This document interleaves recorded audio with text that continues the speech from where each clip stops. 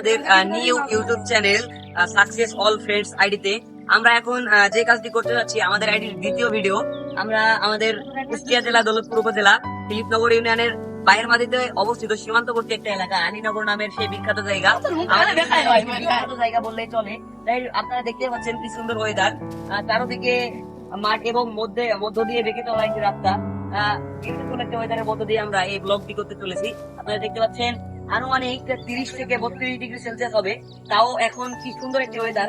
এত সুন্দর ওয়েদারের মধ্য দিয়ে আমরা সবাই অনেক খুশিতেই এই ব্লগটি শুরু করতে চলছি। আপনারা দেখতে পাচ্ছেন আমাদের এই ভিডিওটা সবাই দেখবেন এবং সাবস্ক্রাইব, লাইক, পাশে থাকা বেল আইকনটি বাজিয়ে দেবেন।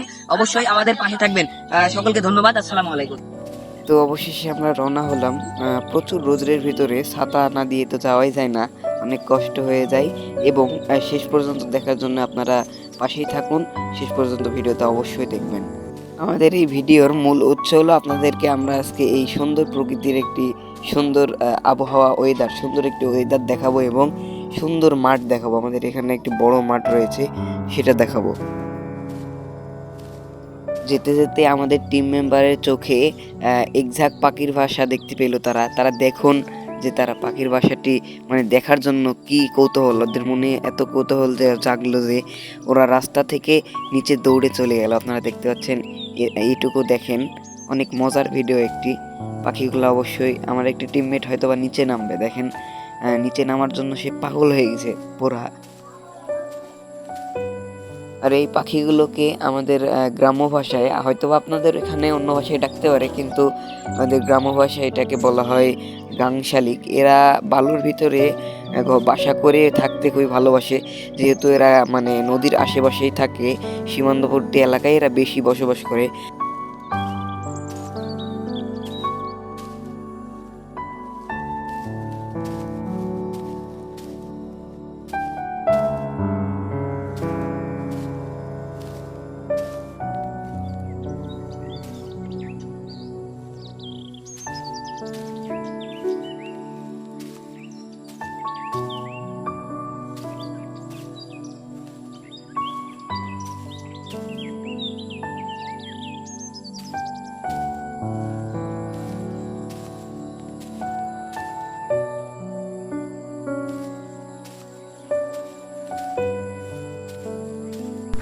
অবশেষে আমরা গন্তব্যস্থানে পৌঁছালাম। আপনারা দেখতে পাচ্ছেন এত রোদের ভিতরে আমরা এত কষ্ট করে এই স্থানটিতে আসলাম। তো আমরা এখানে কিছুক্ষণ সময় কাটানোর পর এখন রওনা হব। আপনারা দেখতেই থাকুন ভিডিওটা সম্পূর্ণ। পানি নিয়ে পাখির সঙ্গে যে সময় কাটানো এত মজা, আমরা এখানে এটা বুঝতে পারলাম। একটা জায়গায় আপনারা দেখতেই তো পাচ্ছেন ওদেরকে, আর শীতল হাওয়া বয়ে যাচ্ছে।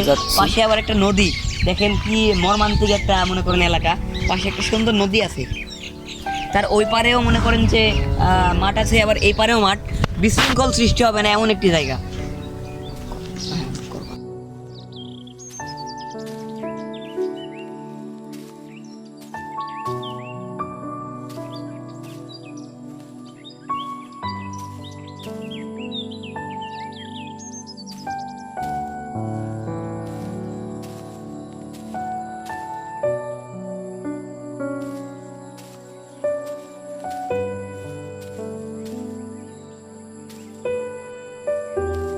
অবশেষে আমরা নদীটির ওই পারে যাওয়ার জন্য প্রস্তুতি নিচ্ছি, নিজে নিজে ব্যক্তিগতভাবে প্রস্তুতি নিচ্ছি। দেখতেই পাচ্ছেন আমরা রওনা হচ্ছি আস্তে আস্তে, সবাই ওইদিকে রওনা হচ্ছে। আমার ব্লগার মানে আমার ভিডিও যে করে সেই ক্যামেরাম্যানটি হাত তুললো, আপনারা দেখতেই পেলেন। এখন আমরা নামছি।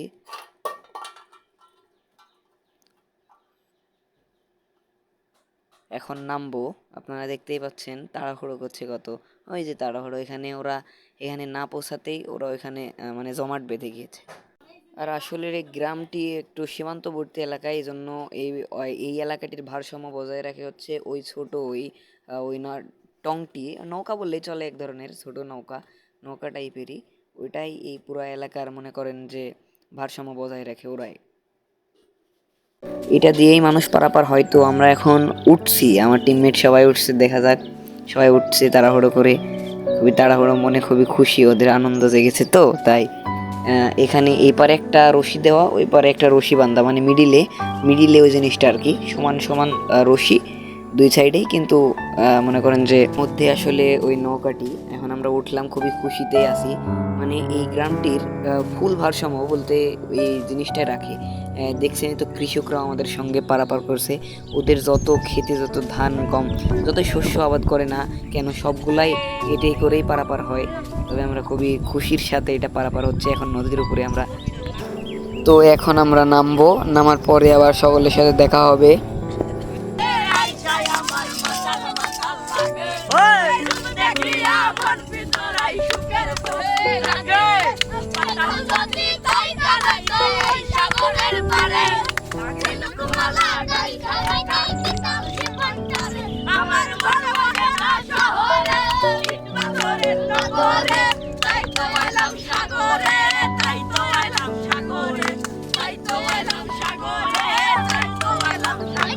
নামতে না নামতেই তাদের পরিস্থিতিটা দেখুন।